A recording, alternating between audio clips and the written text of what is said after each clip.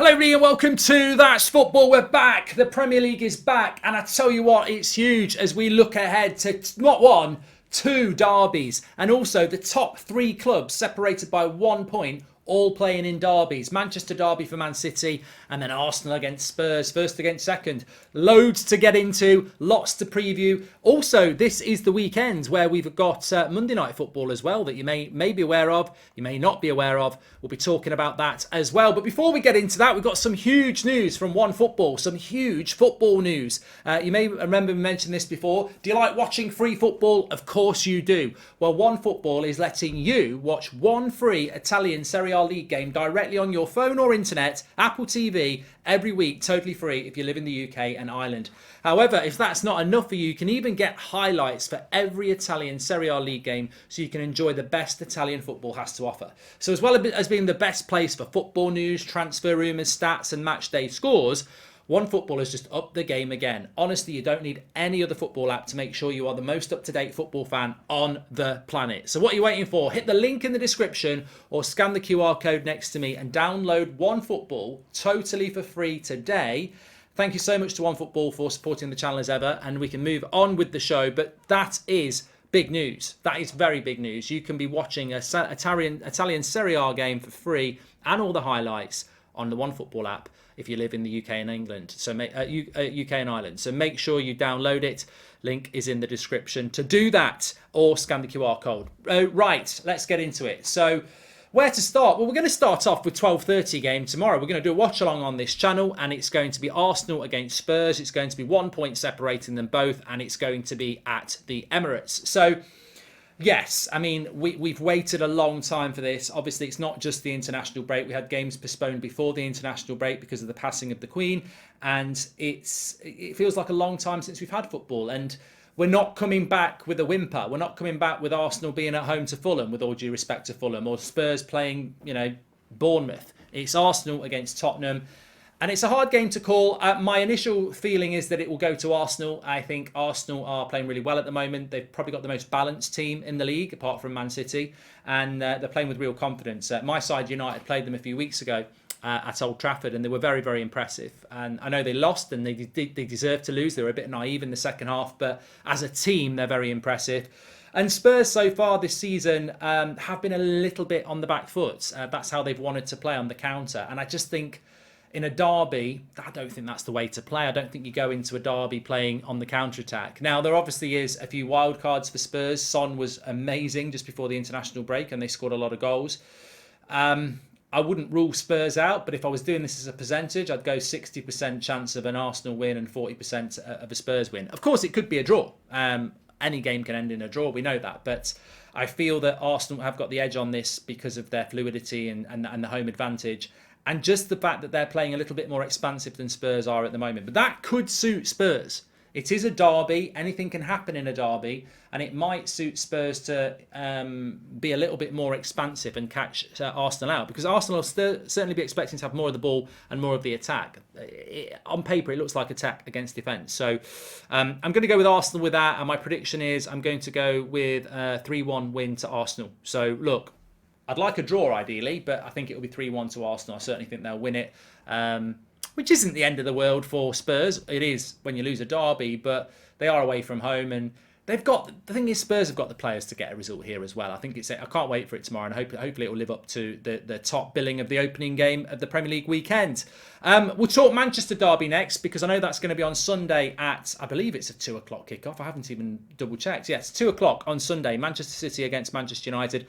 Much the same again. I think it's that they're not quite as close as what Arsenal and Spurs are. But the advantage is with the home team, the better chemistry, fluidity is with the home team, the better players. If I'm absolutely honest, Man City have got better players than Man United with more chemistry.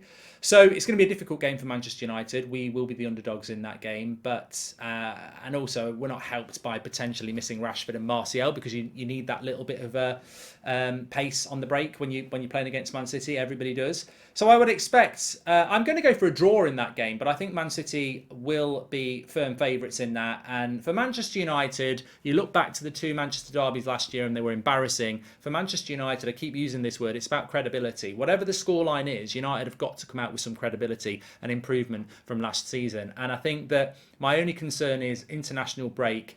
Teams can come out of the international break a bit cold. You do lose your momentum, and United haven't played in the Premier League for 4 weeks. So we had really good momentum up until that Arsenal win, and are we going to be a bit cold in this? You always want to be home after the international break as well, because teams are a bit cold, but you've got that home support. So it's been interesting how that impacts on Spurs and Manchester United. But I am going to go with a draw in that, even though I admit that Man City are firm favourites. So get your thoughts in below on that one. Just whizzing through some of the other games this weekend. Bournemouth against Brentford. Everyone else is playing games as well. Bournemouth against Brentford, I think that could be anything. I am actually going to go with a Bournemouth win. I think that's the sort of game that Bournemouth have done reasonably well recently since the sacking of Scott Parker. So I'm going to go with the Bournemouth win. I'm going to go 2-0 there. Crystal Palace against Chelsea at 3 o'clock. Difficult game for Chelsea, that. Crystal Palace have got back into their groove, and Chelsea under a new manager, just finding their feet a little bit. I think Chelsea are vulnerable. They've got to play a long game with Potter. To spend the money they've spent on Tuchel and then sack Tuchel and bring Potter in, it's not ideal. And I think this season's going to be difficult for Chelsea. I mean, they could still have a good one, but it's hard to predict. So I'm actually going to go with a draw, Crystal Palace and Chelsea. I'm going to go 2-2. Fulham at home to Newcastle is really interesting. Eddie Howe is starting to get a bit of pressure on him. And Fulham have had a good start to the season. So Fulham will fancy their chances here. And I think it's a difficult one for Newcastle. So I'm going to go with a 1-1 draw. Liverpool at 3 o'clock home to Brighton. What a Brighton without Potter. What are Brighton without Potter? It's like take that without Gary Barlow. I mean, what can... it's absolutely terrible, Mark. It's a difficult one. And Brighton could continue being a good side, but I think Potter was fundamental to that. I think Liverpool have got a good game to play here after the international break. Home at Anfield, I'd go 3-0 Liverpool. Southampton home to Everton. Southampton are such a difficult team to predict. Everton seem to be getting a little bit better now. They did reasonably good business. A bit more stability. They're defending quite well. I can see that being a tight game. I can see it being a 1-0. I'm going to go 1-0 to Southampton in that one. And then West Ham against Wolves is the 5:30 kickoff. God help you if you're watching that one on a Saturday night. You'll be asleep by 6 o'clock. Bloody hell. Wolves can't score goals and West Ham are in terrible form. I can't predict that. And I certainly don't want to watch it. So, West Ham against Wolves. I don't know. I don't know. I'm going to go with a 1-1 because I just can't predict that one, I'm afraid.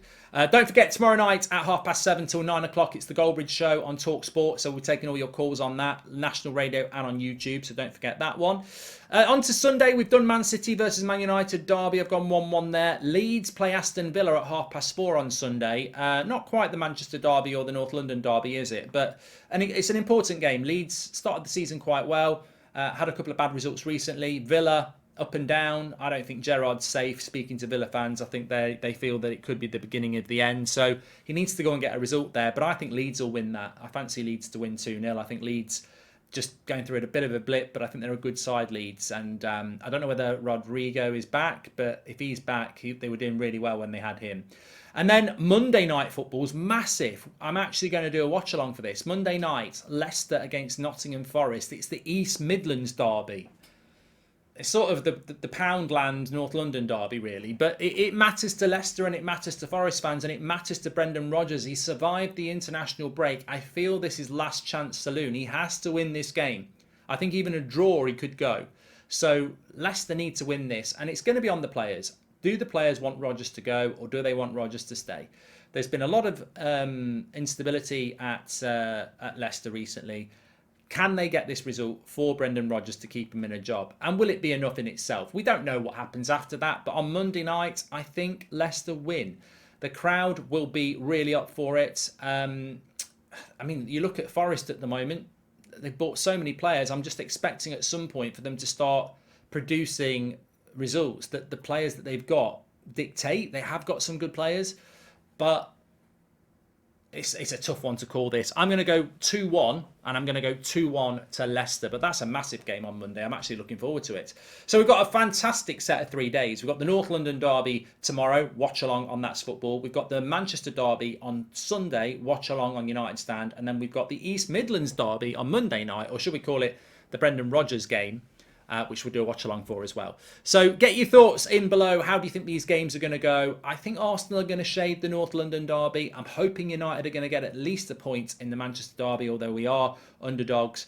And I expect Chelsea to drop points at Palace. I think Liverpool have a routine win. And then the rest of the games are really difficult to predict. And I think it again shows just how competitive this Premier League is. So many of those games I'm going, I don't know which way it's going to go. So excited, glad it's back. Don't forget to do your Fantasy Premier League. I've just got to remind myself as well. Make sure you smash a like, subscribe, and I'll see you tomorrow for the North London Derby watch along. Can he wait? Can he wait, man? And I'm not even a Geordie.